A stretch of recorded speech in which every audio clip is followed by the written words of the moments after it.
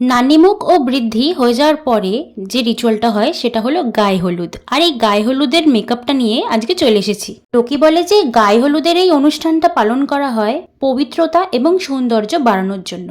নিয়ম অনুযায়ী কনের আগে হয় বরের গায়ে হলুদ এবং সেই বেঁচে থাকা কিছু হলুদের অংশ পাঠানো হয় কনের বাড়িতে তত্ত্বের সাথে। তারপরেই পূর্ণ হয় কনের গায়ে হলুদের রিচুয়ালটা। বৃদ্ধি এবং গায়ে হলুদের মাঝে সময়টা ভীষণই অল্প থাকার কারণে অনেকে বৃদ্ধির মেকআপটাই গায়ে হলুদের রিচুয়ালেও চালিয়ে দেয়। আলাদা করে আর মেকআপ বেসটা না করে একটু জুয়েলারি, শাড়ি আর হেয়ারস্টাইলটা চেঞ্জ করে নিলেই হয়ে যায়।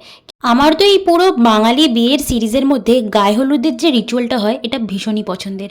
সব বন্ধু বান্ধবরা, ফ্যামিলিরা যেভাবে ব্রাইডের উপরে ঝাঁপিয়ে পড়ে তাকে হলুদ লাগানোর জন্য, এই ব্যাপারটা আমার বেশ দারুণ লাগে। এবার তোমরা বলো তোমাদের কেমন লাগলো আজকের এই লুকটা। আজকে না আমি ফুলের বদলে একটু সিলভার অক্সিডাইজ জুয়েলারিজ পরেছিলাম, ভালো লাগছে?